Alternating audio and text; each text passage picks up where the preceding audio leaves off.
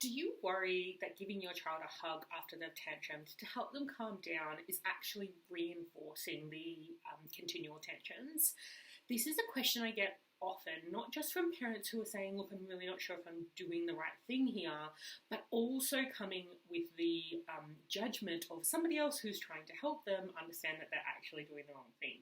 So I want to actually dig in and say that not just no, you're not doing the wrong thing, but I want to dig in and explain why this is okay and why, especially if your child wants it or asks for it, why this is a good thing and not something to be withheld.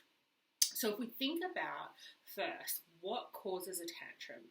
So when we look at our tantruming child, what we're told are things like children just tantrum when they're upset, children tantrum when they don't get what they want and they need to learn to understand that they're not always going to get what they want, and a bunch of other messages that we get around tantruming.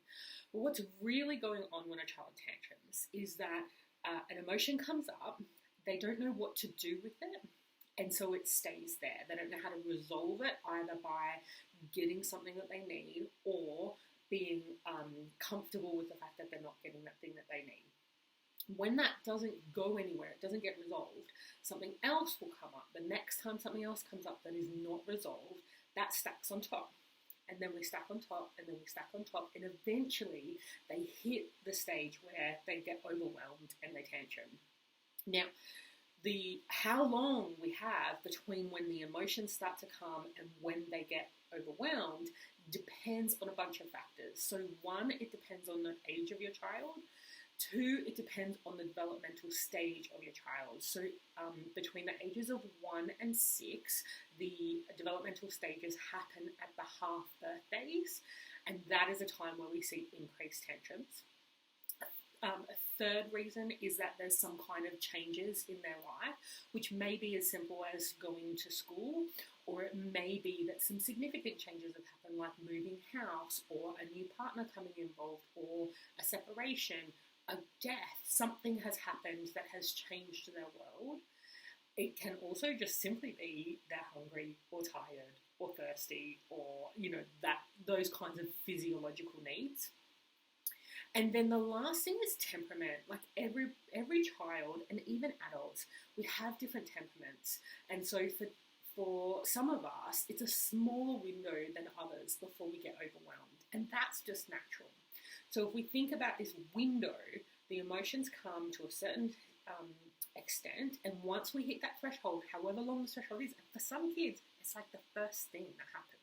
Maybe it's their personality, maybe it's the things that are going on, but for some kids, it's literally just one thing doesn't go well, and they go straight into tantrum.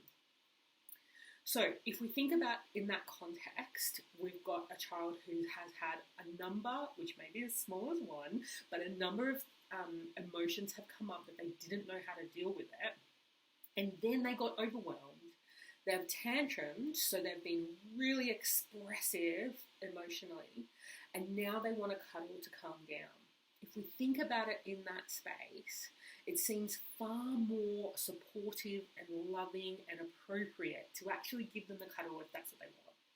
So some children don't want to cuddle after a tantrum. You don't need to make this happen. It's not like this is the first aid after a tantrum. For some kids, they do want it. For some kids, they don't. If your child does want it, then you can give it. Now, if we think about when people say, but if you give them a cuddle, it encourages the tantruming. Well, if we go back and look at those emotions that came up and they didn't know what to do with them, they weren't angling for a cuddle. They were angling for these emotional issues to be addressed. And this is where people say that if you give the cuddle, they'll keep tantruming to get the cuddle. Now, the only time this is actually in any way accurate is when the need that is driving the one or more, or just some of the things that are happening that have them with unresolved emotions, is actually physical affection and or connection with you. Now, if that is the need and they're not able to get it through this way, we're still not helping by denying it after the tantrum happens. We're not actually getting them closer to getting that need met without the tantrum. So even if that's the case, give the cuddle, love on your kids. Like, it's just really, it's okay. So when we think about all of those things, we think about then what do we need to do? The most important thing to do here is actually to unpack what are those actual needs here. So what you can do is when you're having that cuddle with them, you can ask, so man, that was really hard. What was happening for you, sweetie? And when you ask those questions after they've just had the tantrum, not always, but most of the time, they will focus on the thing that was most important to them, which may not be the last thing that happened, the thing that took them over the edge, but usually they'll be able to tell you what was the most important thing. And in that case, we can do a couple of things. We can validate the need. So you really needed to be able to choose. We're always remembering when we're validating the need, if you can't say it in a way that makes sense that it's valid, you need to go deeper. So if you say things like, yeah, you're just really uncomfortable when other people have a turn, it's like, i.e., you really need to learn how it's not always going to be your turn, then that we need to go deeper. There's something underneath of that. And if we can't get to what the need is, that's okay too. You can say broader things like, I'm really not sure what it is you needed, sweetie. I'm so sorry we couldn't figure it out. And then that way you're still validating the need even though we don't know what it was. So when we have these conversations afterwards, it gives us the chance to still get that the need heard, or at least validated that they are important, what they need matters, and potentially we'll find out what was the most important thing, and potentially we'll be able to come up with solutions that might have worked better the next time.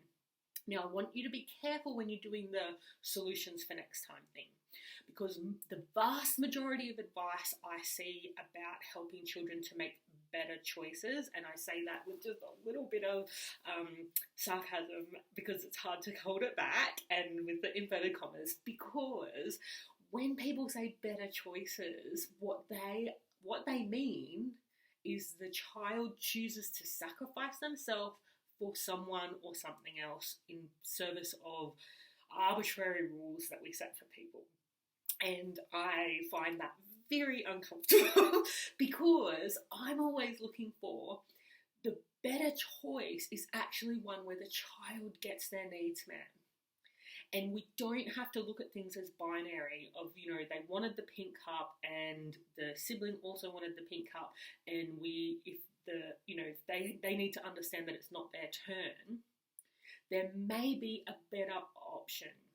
And often we don't see it because we're thinking in a binary sense. And even if we don't see a better option, or sometimes there just isn't a better option, in both of those cases, instead of just saying, I'll just accept my needs are not important, which is really the crux of what most of that advice is, what we want our child to say is that my needs are important, my needs matter, and I'm just not getting that right at this moment. And that is something that is much more able to be handled by our children and us as adults. And it's much better for our resilience because we're not having to take on if we look at all of the baggage that we all talk about as adults, the vast majority of them, in fact, I can't think of many things that actually, when we're talking about emotional baggage, I can't think of many things that don't come down to either my needs don't matter, or my needs are to be handled only after somebody else's needs are taken care of, or I was wrong to have that need. And invariably what we're trying to do when we unpack that baggage is to rewrite that belief to say that in those circumstances, that's the meaning you took from that situation, which may well be the meaning you were given to take on board, but it wasn't the actual truth. So when we handle our children's needs in this way, where we say your needs are valid, you're not wrong for having them, you don't need to always sacrifice yourself for somebody else, and we will always try to find a way. It's just that sometimes we don't have a lot of time or energy, or, sometimes we'll have a lot of time and energy and we'll put it towards that. But that doesn't change the fact whether we actually find a way to get your needs met doesn't change how valid your needs are, and it doesn't change that you are right to have needs. It just means we weren't able to find a way that worked for everybody. We did the best we could. So if we think about things in this space, what we really come down to is this hug isn't ever going to be the thing that makes them continue on the tantrum train. This hug isn't the thing that's going to make or break whether they continue tantruming. What's going to reduce how often they tantrum is actually getting down into what is that need, working out options that we could help them to actually get that need met, or alternatively being able to mourn the fact that they didn't get that need met. And if that's something that you are ready to have a look at, my next webinar is actually going to be on getting to the real reason for the tantrum and addressing that. So if you'd like to come along to that one, the link to join is jodithornton.com/tantrum. And I will see you there. You'll be able to ask your questions if you're live. You'll be able to actually bring your examples and say, this is what I'm seeing. I'm not sure if it's this or that. Then we can actually talk that through and make it and answer your questions. I'd really love to see you there. Thank you.